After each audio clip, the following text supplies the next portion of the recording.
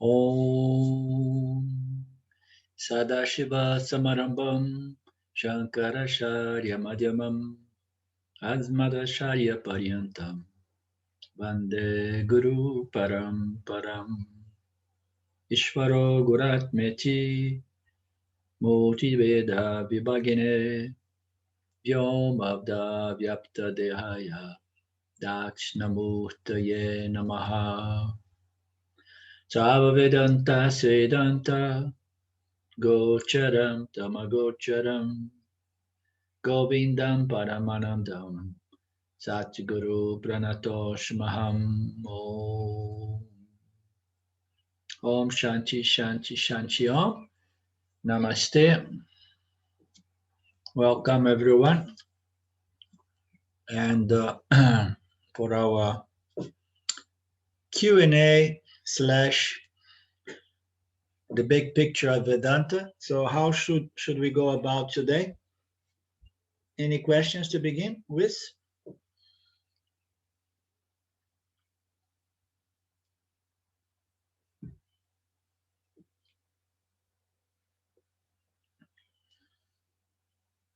Let's go. I mean, we don't have David, which is our official questioner, and then it means we can move faster with the big picture.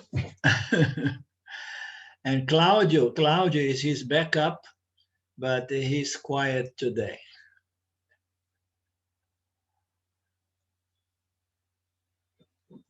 It seems to be quiet. So do we remember where we stopped on the big picture? Was it on Yan Yoga or we moved further? Claudio is very good in keep tracking of that.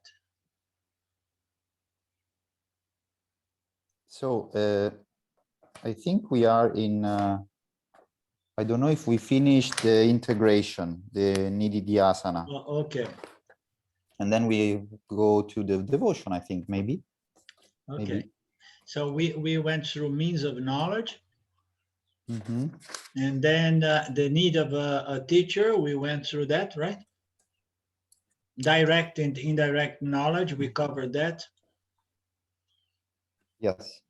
And then listening, reflecting, and integration.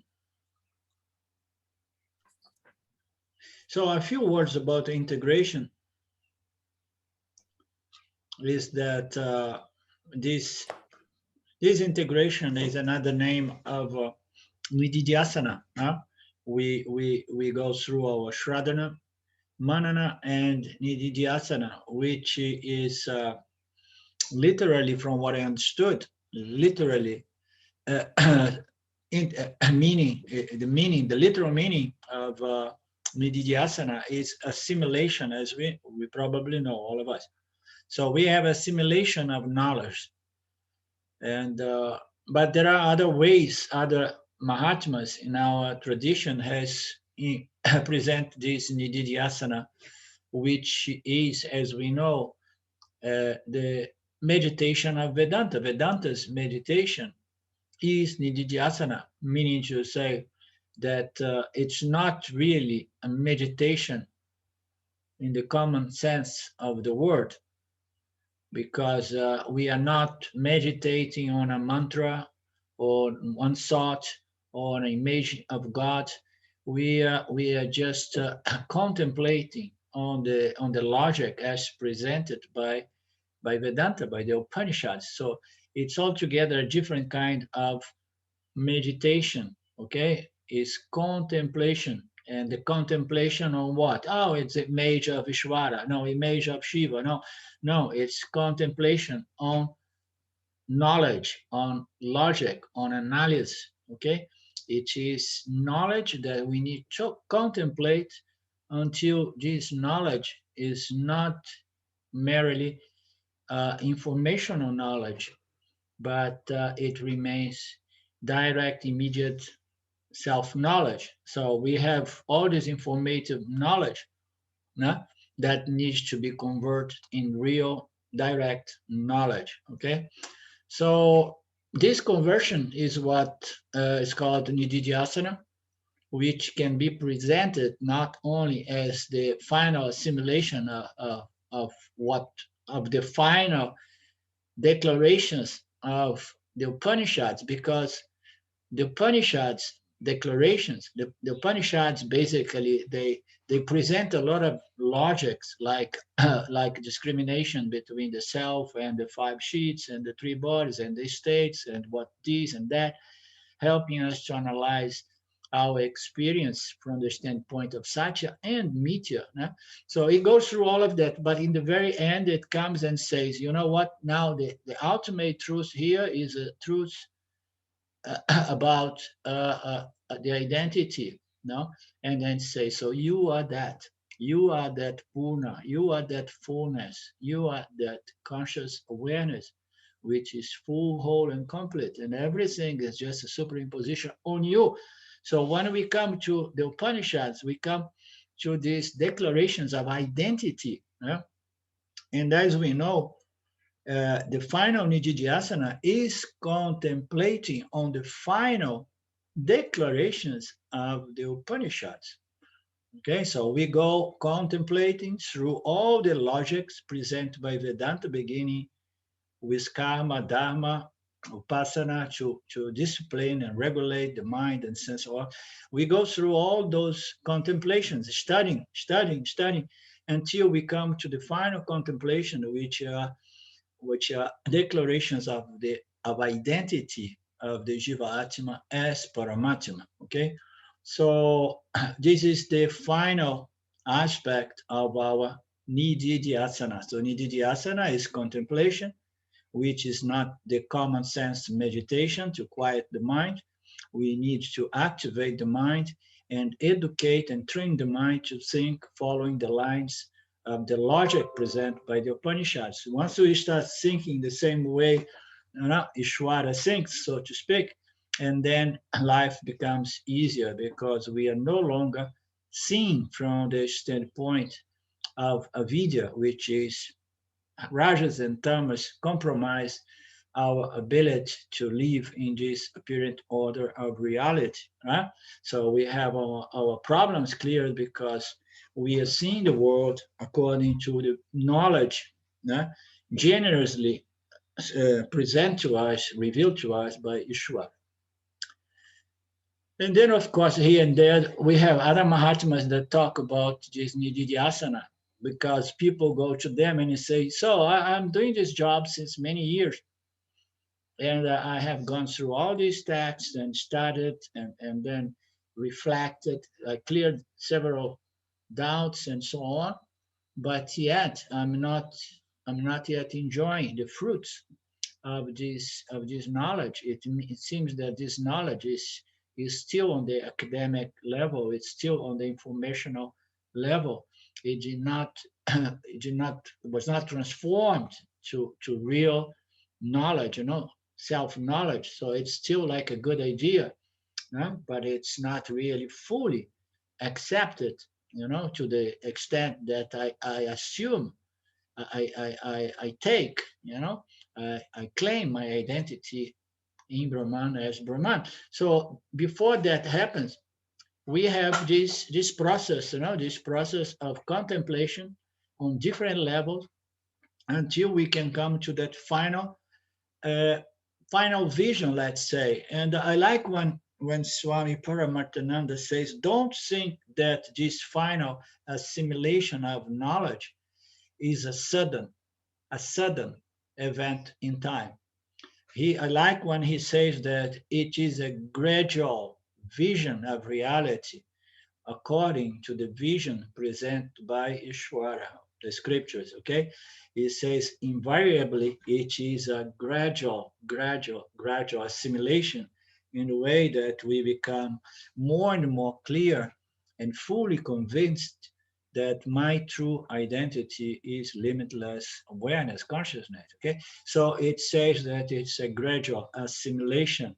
And Nisarg and Swami Paramarthananda, he likes to present it on a different level. I mean, on a farther down, down in the process level, which is once you have accepted, once you understood what you are, still you need to internalize or integrated this knowledge into your life. Okay, this idea of internalization or integration is often presented by Swami Paramarthananda, which is another way of saying that he also says that transforming our emotional personality, okay, into a personality living from this platform of knowledge. You know, you integrate the knowledge to the extent that your emotional personality was benefit not only the intellect. And here we go into another aspect of it, because this knowledge is self-knowledge is basically knowledge, and it happens in the intellect. It is intellectual knowledge. It's the intellectual knowledge which is doubtless about that knowledge in respect to one's true identity. Okay, but a lot of the people may get this knowledge, but not necessarily people have their difficult vasanas cancelled or removed or neutralized to the extent that one's personal, emotional, mental, emotional personality becomes beautiful, in other words. Okay? So I like as well this other twist suggested by Swami Paramarthananda when he says that the fructification of this nididhyasana should not only make this knowledge firm, hard, fast, and doubtless knowledge in the intellect, but it should have the power to transform one's emotional reactions to the world, you know, one's emotional personality. That's when we see that the jiva, in all its aspects, you know, the intellectual personality and the mental personality, they are both benefit.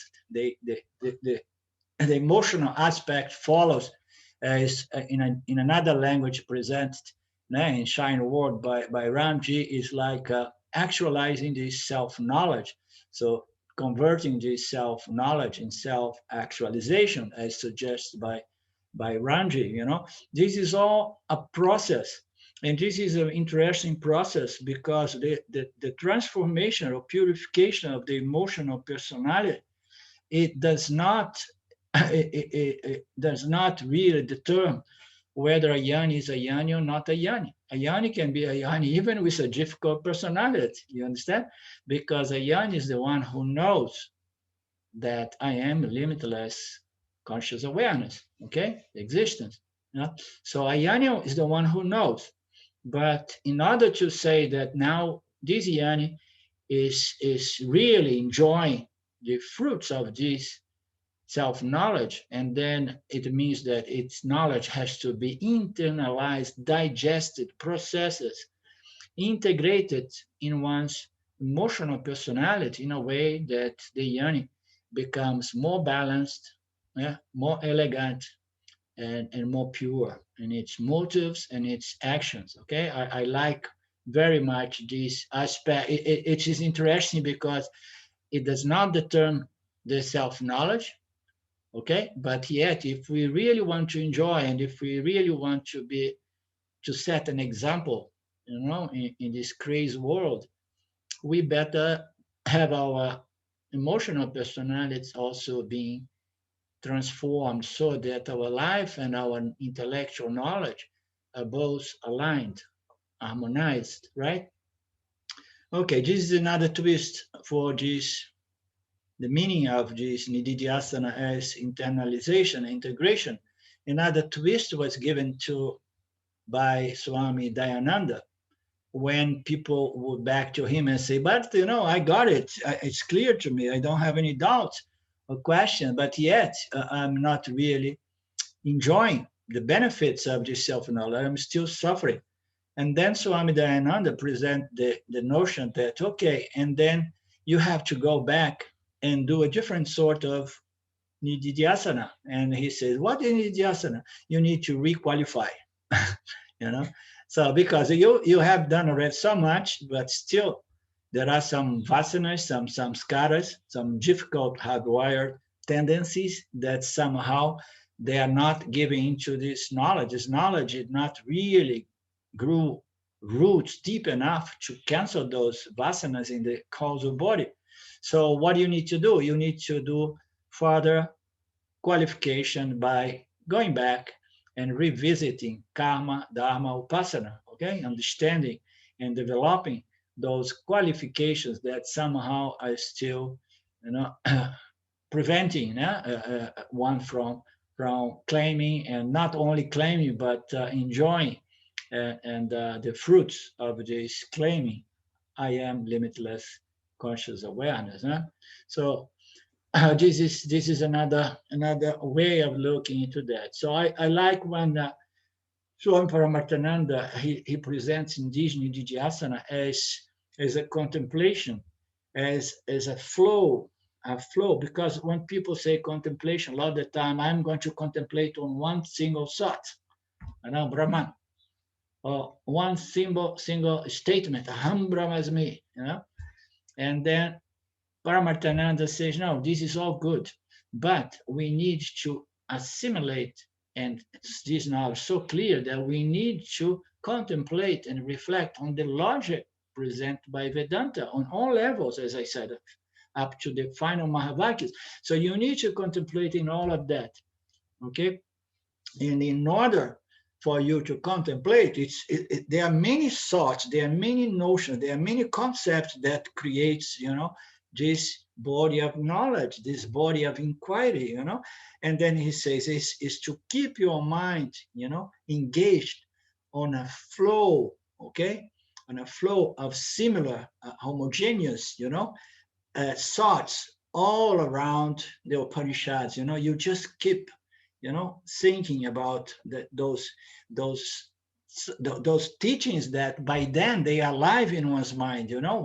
One is really like so obsessed, and the teaching is alive, and then the nididhyasana, you can sit, in your meditation room, and you're going to contemplate on these teachings, as a flow of different thoughts, but all, around, all with the same vibe, all with the same energy, Upanishadic energy, and all about these final teachings of the Vedas, the so-called Vedanta, okay? It's a flow of thoughts, notions, and concepts, which is the very fabric of Vedanta, and you keep contemplating on that, allowing no other samsari thoughts, worries, or anything come in between. You just keep your mind focused on that kind of nature of thoughts, of good vritis, good thoughts, final thoughts of Vedanta. So what else can we say before we move on?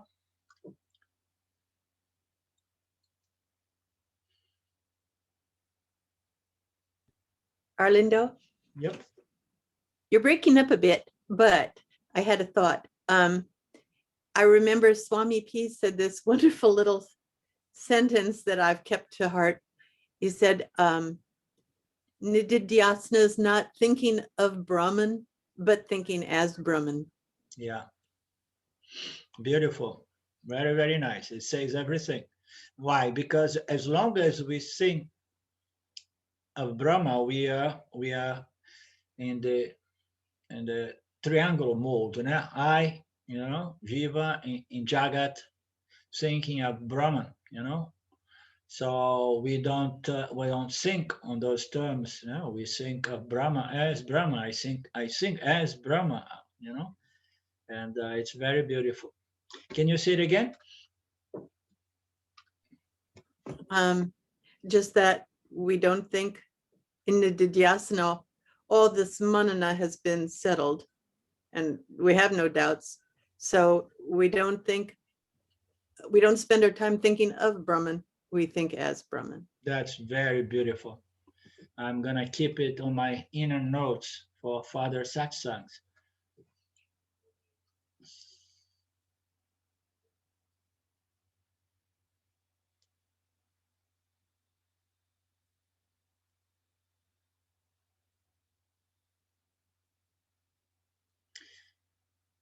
So, however, at this stage, we have no doubts anymore. We know the truth. However, it takes time to shift our identity. It's a shift of identity.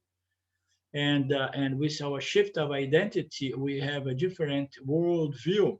We view the world not in the triangle format. Did I mention to you about the triangle and binary format? No?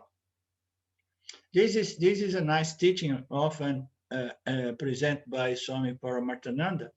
He says that we seekers of moksha, we go through this process in what he calls a triangle format.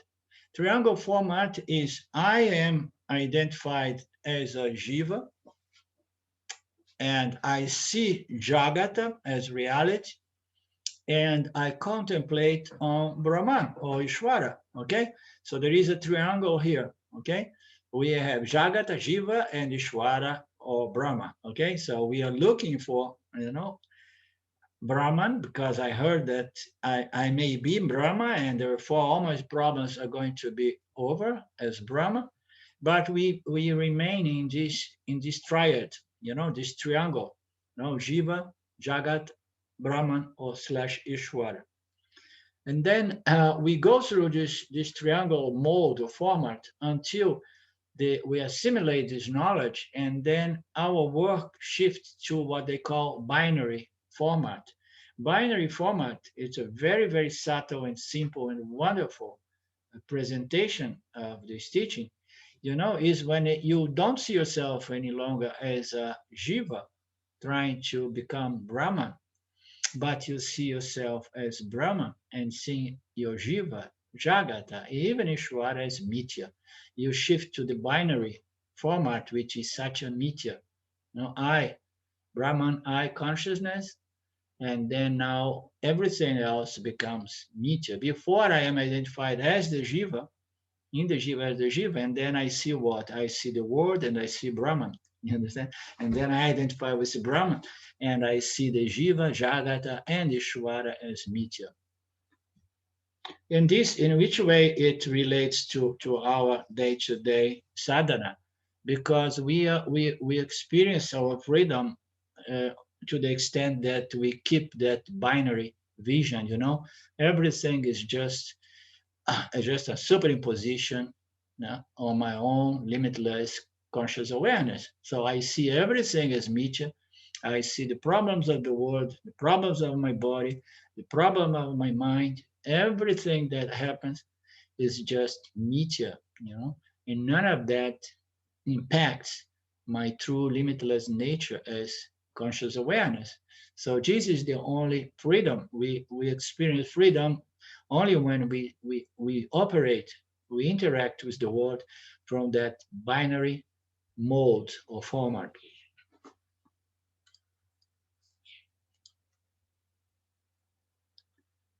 We have identified ourselves with the limit jiva for so long and spend lifetime after lifetime looking to objects, looking to Brahman, even, looking to Ishvara.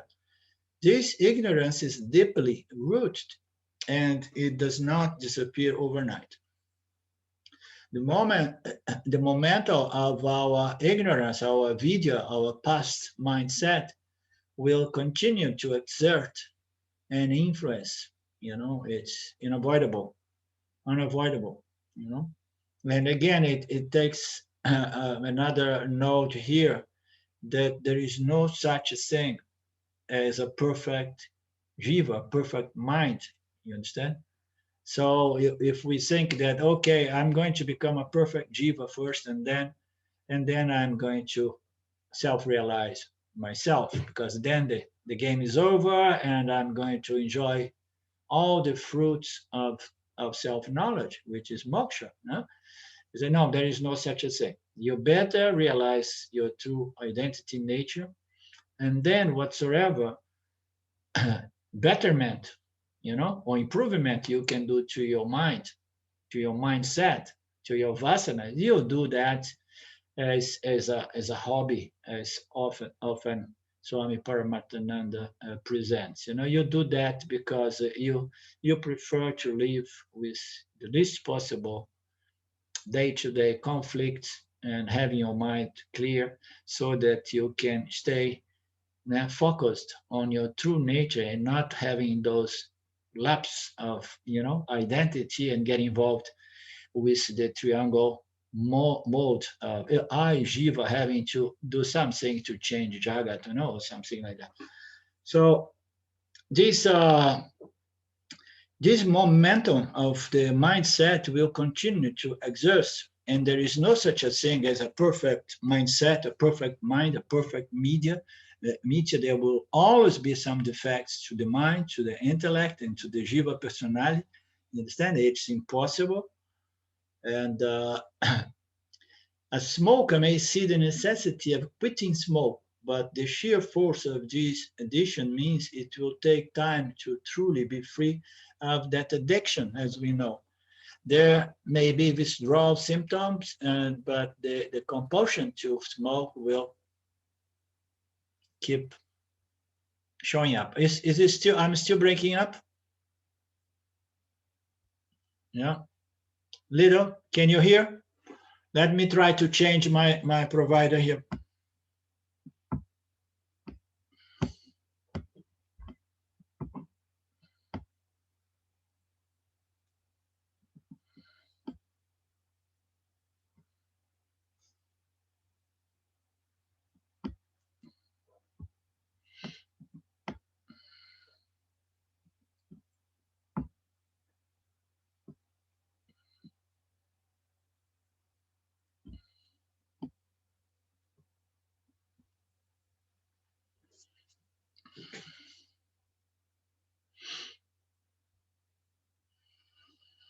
Okay, let's hope that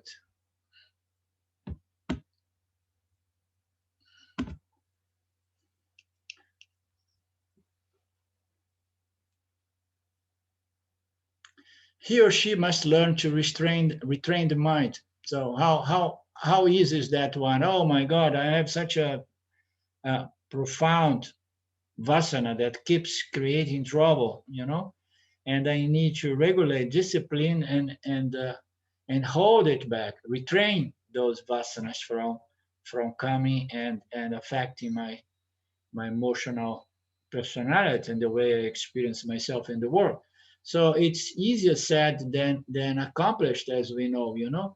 But we need to make our efforts to control those tendencies, those vasanas. No? It is no use simply having the knowledge that smoking is bad. So I need to fight this bad habit because, everything suggests that I'm shortening my life by doing so. And I enjoy to be alive. So one has to really, take up the fight against those negative tendencies, ignorance or hardwired vasanas. So we must actualize this knowledge that smoking is bad, and then we need to win the fight and integrate it in our lives, meaning to say, I no longer smoke, and I'm happily living without smoking. Yeah? Only then we can say I'm free from this lifelong habit.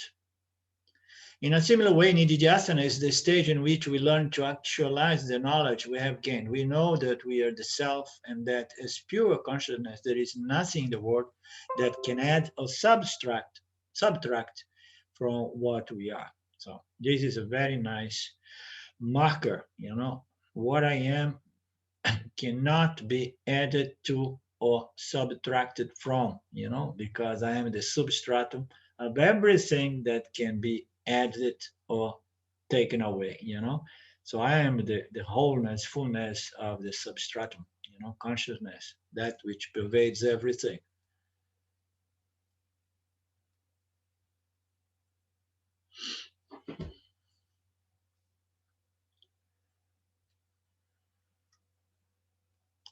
Our tendency on external objects must be dropped bit by bit. This is achieved by consistent self-inquiry. So we have a tendency on external objects, and But these external objects that we need to drop those tendencies is one side of the problem, one side of the coin, because we have objects that come up, you know, appears coming from the Dharma field, from the field. The objects appears, and then the thoughts appears. So these are the external objects referred here. But how about those internal objects?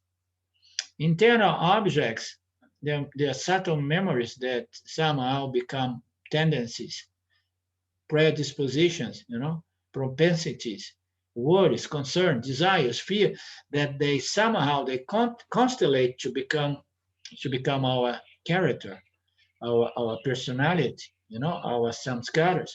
So how about these vast complex organisms, of avidya, which are our vasanas or our tendencies to think, to see the world from a negative angle and to suffer. I mean, these are objects as well, but those are complex objects that emerge from our causal body, vasanas, tendencies, some samskaras, habits, attitudes, negative attitudes, and so on.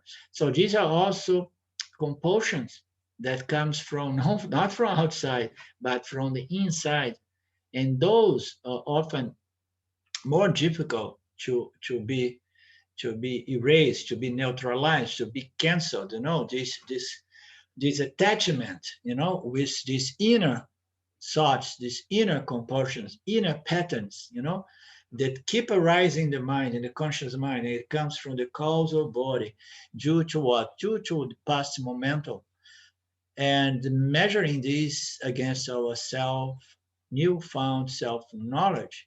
So this is all part of this, this control, taking control of our self-knowledge and going through the process of neutralizing by denying energy, attention, not engaging those bad habits, those bad attitudes, those negative ways of see the world and live from that negative platform, and correcting and harmonizing our thoughts, feelings, emotions, and patterns to the knowledge revealed by Lord Ishvara, the Vedas and Vedanta. So this is all, Nididhyasana as well. I mean, Nididhyasana, this is another twist given to this word called Nididhyasana, which that means what? Application of knowledge. You remember that? Nididhyasana is also application of knowledge. Okay, so now, oh man, I mean, there is a vasana that comes, and I see that the word is horrible, and I'm really upset and irritated and angry with the world and this and that. And then what are you going to do with that behavior, with that attitude, with that pattern? You need to remember the teachings very, very quickly, and use these teachings to neutralize that which produce suffering for you and to others. You just apply the knowledge, but I forget the knowledge in those moments. You run to your books and open a page and start tuning to those kind of thoughts. Open your book. I did it for my entire life. Those days, my books were Ramana and mostly Brahmana and Nisargadatta. I mean, every time I was in trouble, I was, oh my God, I'm being taken over by all this ignorance.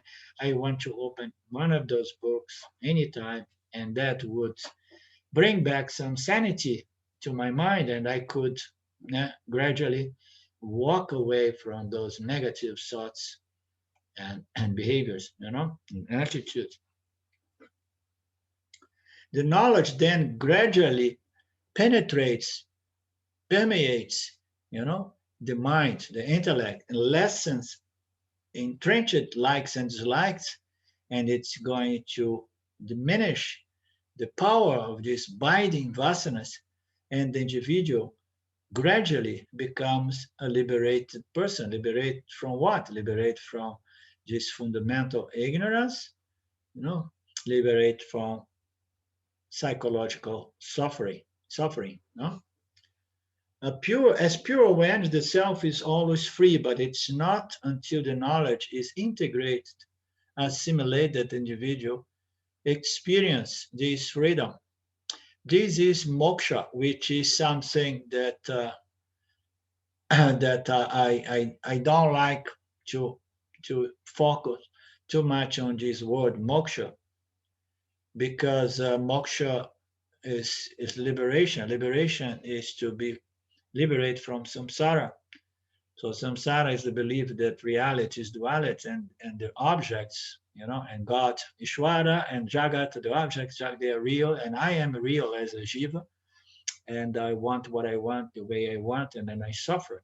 So this is samsara. So we're going to be liberated by samsara, because that hard, fast, that doubtless conviction that I am the jiva and I need to control Jagat, that is gone.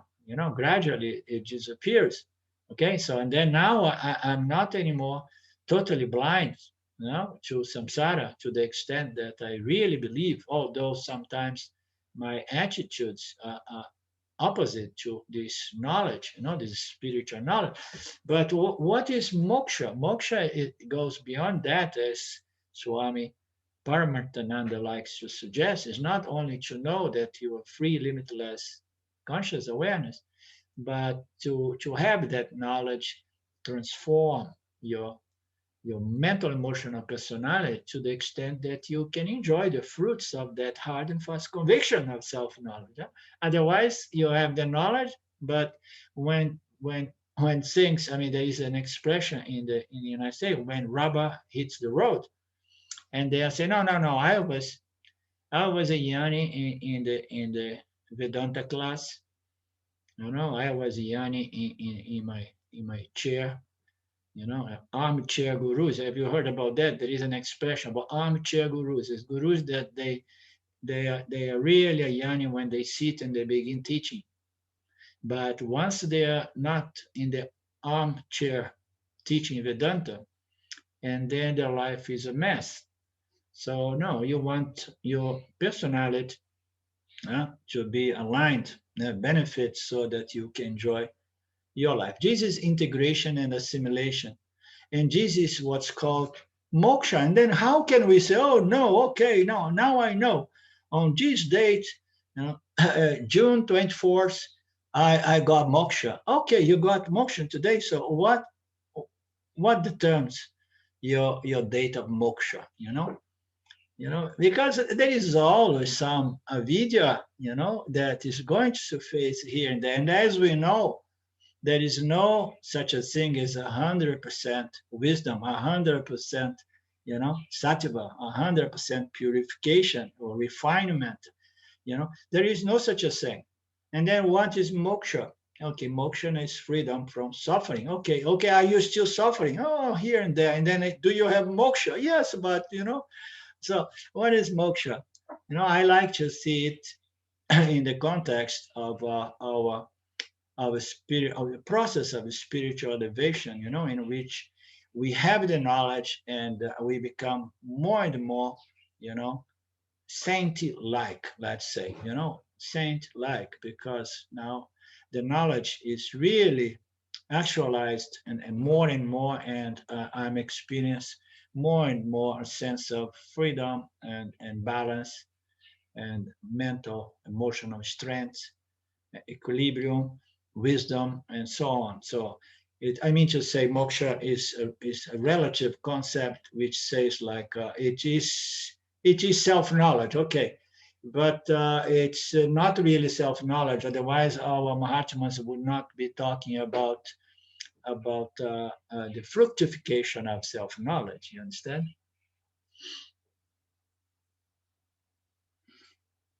And that takes us to bhakti. Bhakti is, as we know, devotion. It is an important topic in Sanatana Dharma. Bhakti is commonly defined as love of and devotion to a higher principle, known as God. So in the West, as we know, most of the spiritual people in the West, they experience certain bhakti, but their bhakti goes where? Goes to their gurus. Yeah? It's very common. When I began this spiritual path, when I left behind those the materialistic world, career and all of that. So I had a bhakti nature, and my bhakti was going to the gurus. Osho Rajneesh being the first one I fell in love with. So in the West, people do not understand Ishwara. They don't have a vision of Ishwara manifest as the Lord, that not only creates but sustains and destroys on a regular basis, or recycles everything in Nietzsche. You understand? So in the West, we don't have that notion, and the notion of God was seen to be something of the past, something that is it's a little bit archaic, and then we were left to our gurus, and then okay, and then I'm gonna channel my back to the gurus, and bad idea, because the gurus are not God. The gurus, they have their flaws, and their temptations, and if you give everything to a guru just because there is a nice energy around the guru and the sangha, you may be up to some deception in the future. That's the beauty again of Vedanta, because there is no such a thing as a guru. There is something as the teachings, and the guru is just a link, a friend, that unfolds these teachings. It's very different. So we know that bhakti is a temperament that in the West, uh, large crowds of people, they channel to their gurus, okay, and they fight for their gurus because my guru is the best guru. But when we come to Vedanta, when we come to the Vedas, when we come in contact with the Vedic culture, and then we begin to understand the different aspects of Ishvara manifest as the Lord, and then we have the opportunity to redefine, or understand, redefine our notions about God, leave behind those notions we learned when we were kids, subject to Christianity and other religions, that is someone that lives up there and is going to reward us or punish us in a later time. So we leave behind those notions, and we begin to develop the notion that God is the creator, because there is no creation without creator, and there is no creation that can be maintained without a set of intelligent laws and knowledge that sustains and keeps this all in harmony and balance. And there is no way God would create and maintain without recycling, because as we know, once Maya comes into place, it produces energy, and energy can never be destroyed, but can only be transformed again and again, recycled, recycled, recycled, recycled. So with this understanding in mind of what is God, and then we begin using our bhakti now, or devotion, to a higher principle called Ishwara 2 or Ishwara 1, Ishwara or Brahman, depending on how subtle, how refined our search has taken us to. So it's a higher principle called God, and that's where usually I like to put it, only when we come to understand God, and then we are no longer a spiritual person. Because what is a spiritual person? Is a person that is trying to get to the spirit of one's nature, not to the very fundamental, the very base. So I want to know what is the most fundamental aspect of my existence. And I heard that it is the spirit that is one. Yeah? So the search for the spirit, you know, when it becomes a religious effort, only when we integrate God into the search. Otherwise, we may search for the spirit, but without a proper understanding of the spirit, we're going to fall for those notions that suggest that the spirit is emptiness, is nothingness, is the void. You understand? this concept that scares a lot of the hell of a lot of people. You say, no, we need to understand the nature of Ishvara 2, Ishvara 1, yeah, which is the spirit of Ishvara 1, Ishvara 2, and Jiva and Jagat. And then we can say, now I'm not only a seeker of the spirit, but I am a religious spiritual seeker, because I have integrated Brahman and Ishvara into the equation of my life, of my search for freedom. Can you see the difference? That this is, you don't find it much in the West, and there are a lot of circles, especially in the Neo-Advaita, in the direct past people and so on, that they don't even mention the Lord. They don't mention Ishvara. They have thrown Ishvara. You know, even Buddhism has thrown away Ishvara, you know, and they just reject God, reject the scriptural knowledge revealed by God.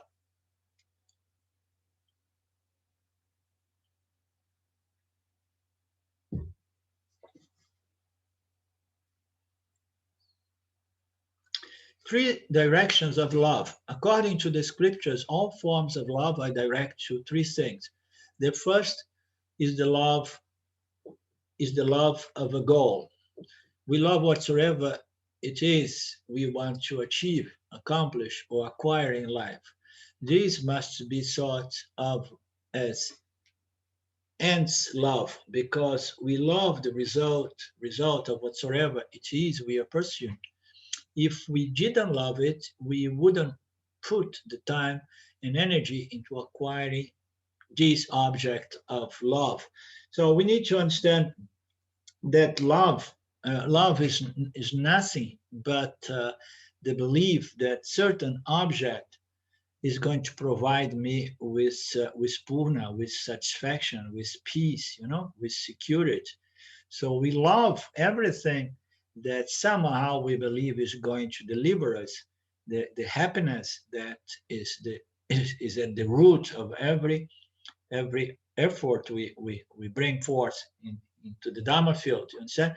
So we love whatsoever we want to gain to provide us with security, with pleasure, and even with Dharma. We love those things. Okay, no, I want to, you know, to secure, I want to have peace, I want to have happiness and satisfaction from the sense pleasures as well.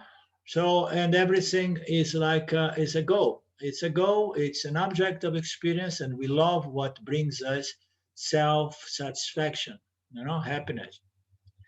We then need various means to achieve our worldly goals. Worldly, even Dharma goals. You know, we have these three levels of human pursuit: Artha, Kama, Dharma. Right? And very rarely you find an individual that develops the fourth level of love or desire, which is the desire for moksha. Right? So we go through all of these pursuits, pursuing whatsoever we believe that it may gives us this perfect and permanent happiness. Okay? And then we need various means to achieve our goals. And these we love also also because they enable us to accomplish the end result. So the second direction of our love is a means of a love. Okay, so we have an object of desire, and then we need to have a means by which we can accomplish those objects of desires. Okay, so we need a means to achieve our goals, a means of actions based on certain knowledge and understanding. And these we love also because they enable. So we love these means to achieve our goals because they enable us to accomplish our end result. So the second direction of our love is means of love. Okay, the first one is ends love. Okay, so I want that. Okay, and I love that. I want a new car, a new house, a new environment to live, okay, a new lover or whatever. So, and then we have to find a means by which I can get that, okay. The third object of love is oneself, and that is that is the trick here, because we are loving the objects that somehow promise to give us this happiness. And then we love the means by which I can accomplish those objects. Okay. And then here, Paramarthananda presents that the third object of loves is one self. And the interesting thing is that everything we do, you know, as a goal, as an end goal of I want this new house, and I love this new job or this new business that is allowing me to gain the money that I can accomplish my house dream. Okay. And all of these two levels of accomplishment of ends love, ends desire, you know, desire for object, all these two levels, they are basically a love for the self. But we do not know, and we go about searching the end love, the end object, and the means by which I get that object, which becomes another affection of ours, you know. And by doing that, we go into the last level of the third object of love, which is one's own self. Why? We were looking for the object, we were finding the means of knowledge, the means by which I could gain that loved object, that goal. Okay. And all of that, I was not aware that what I was searching and seeking and efforting to gain was was my very nature, because all we do unconsciously is an effort to to find that inner satisfaction, which is only really accomplished by understanding that our nature is this very satisfaction, this very happiness, this very peace, you know. So we don't know, because everything we do, as the expression says, everything we do for what? The Upanishad says, for the sake of the self. Ah, no, you do that for the sake of your wife. And then the Upanishads come, no, you love of your wife for the sake of your own self, because it gives you love to love her, gives you peace and satisfaction, happiness to love her. Okay, so the love for the child is for the sake of the self, because I love my child, so I can have this self-love in my own in my own presence, my own experience. So we do everything for the sake of the self, for the sake of self-love, and we don't know it. So we do it indirectly by the means of desire objects, and find the means by which I can gain those objects. Okay, so the third direction is the love of one's own self. Everyone loves himself or herself. This is self-love, and everything we do is for the sake of this love for ourselves. What it means, self-love? We do everything because we want to please this love, this self we are, our existence. We want to please this existence. We want to be, you know, fully satisfied. And we do everything, you know, because I love myself and I want myself, you know, to be fully satisfied. So you get that, Karen?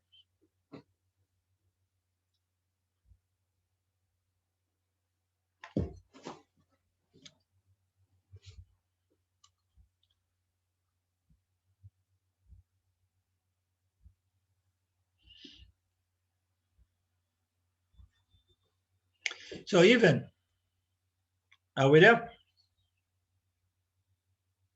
Am I still breaking up? Okay. Okay. So here, the commentary goes to bring the example of suicidal people. Even suicidal people who think they hate themselves, actually they commit suicide for the sake of the love they experience for themselves. You understand? Why I would take my life? I would take my life if my life no longer offers me satisfaction and happiness. And then for my own self happiness, I'm going to remove this nonsense, this life. Just take the example of someone very old, and the body is just, too old in a way that is no longer a medium by which one can squeeze some happiness from Jagat.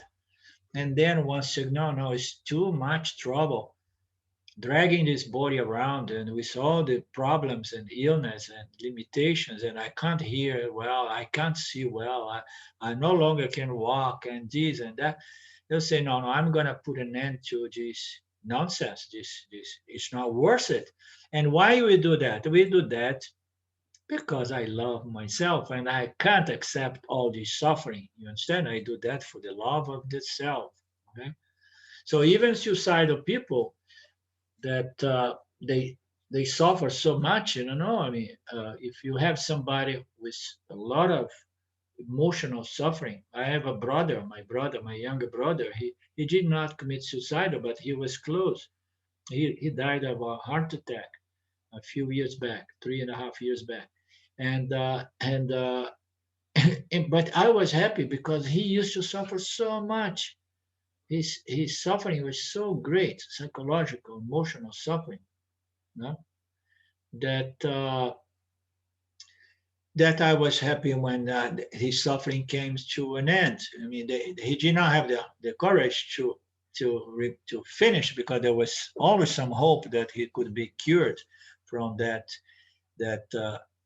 psychic disease or illness, But people, if they kill themselves, is for the love they have for themselves. So they want to remove that unnecessary suffering. It's because of self-love that they dislike their misery. Oh no, it's not worth it. I don't accept it. So according to the scriptures, all forms of love can be categorized as ends love. I love my ending object, the means to achieve that end love, and or self-love. Okay, so it's 12 o'clock. Let me see here. Do we have any questions? We could stop here and play a quick Q&A. Does anybody have anything to add?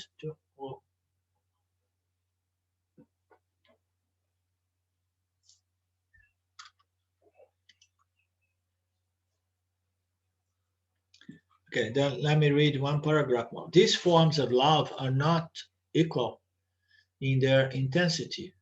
We love the means the least because we do not love it for its own sake. So the means, we love or appreciate things. I gave the example, now I got a good job that allows me to build my dream house.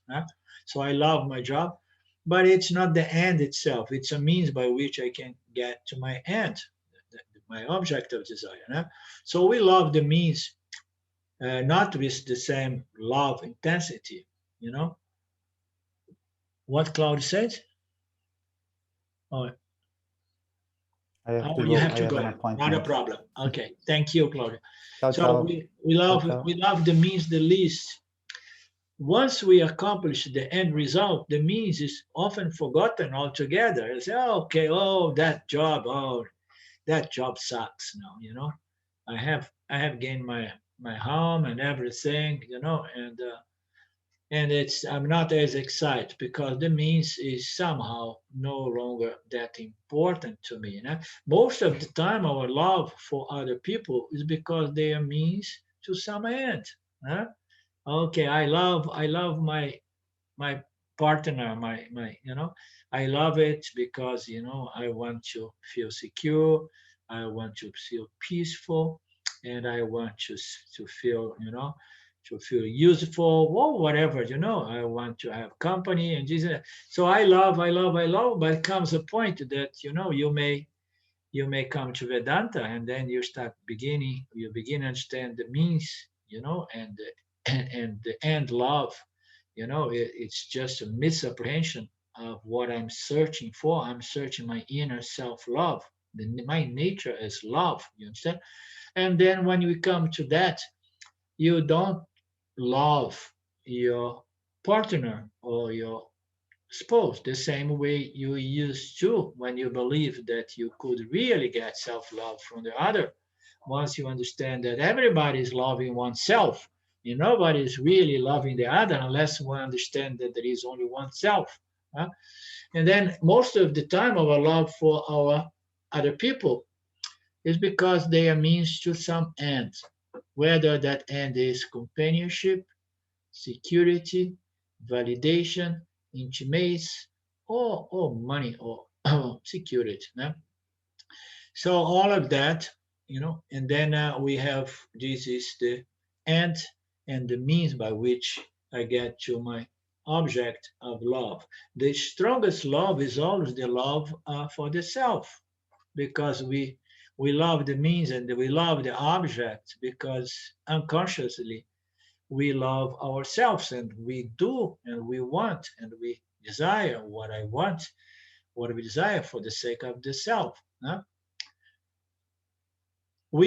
The strongest love is for the self. We love the various ends we pursue because we hope they will bring us comfort, security, and happiness, which is the very nature, no, of our self, of the self.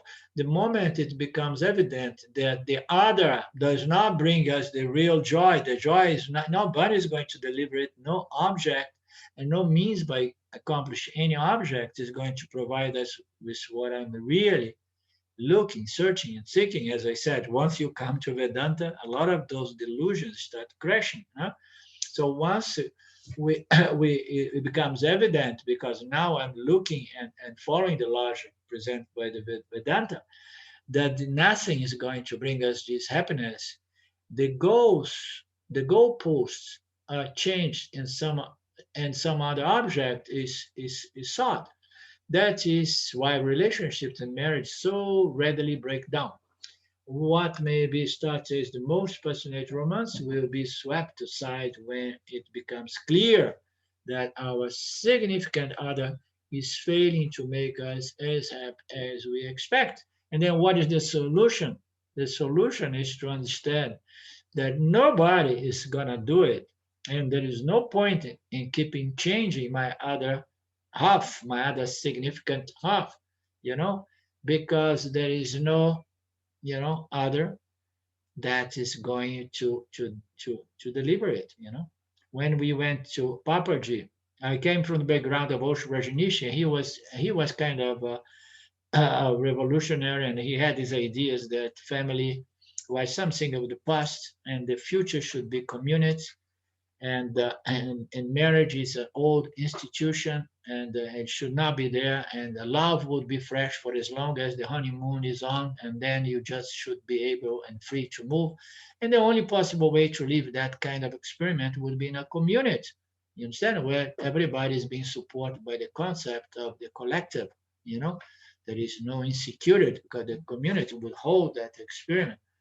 So we are living to that. But then when we went to Papaji, I got a different version of marriage presented by Papaji, which he said, no, you're going to love the other and marry the other, not believing that the other is going to make you free or make you happy.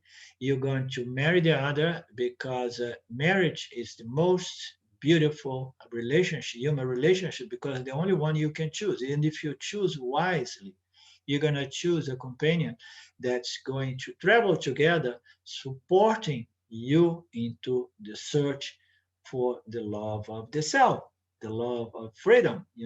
So it's working together, supporting one another to find the true source of love, which is our very self. I love that vision of Papaji.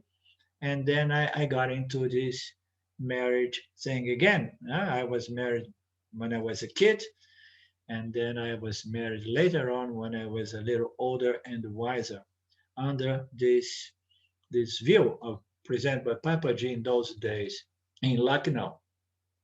In the Upanishads, it is said, nobody loves one's spouse for the spouse's sake.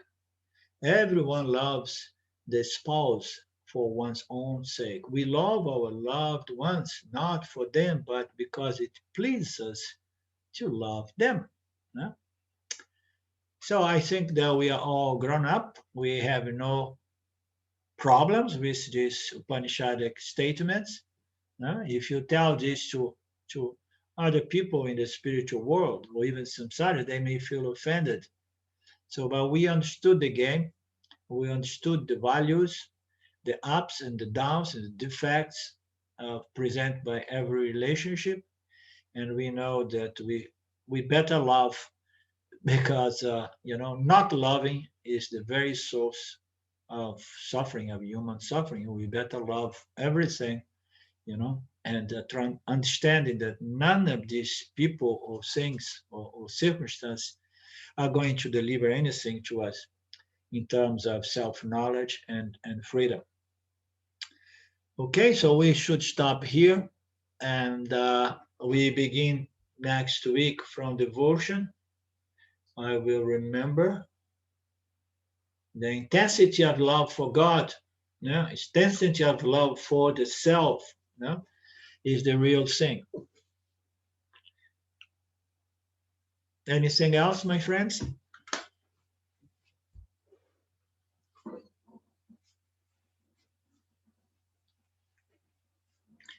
Om Purnamada Purnamidam Purnamudachyate Purnasya Purnamadaya Purnamevavashishyate. Om Shanti Shanti Shanti. Thank you, Lord. Thank you, Swami Paramarthananda. Thank you, my dear friends. We meet again next Monday, Ishwara willing. Much love.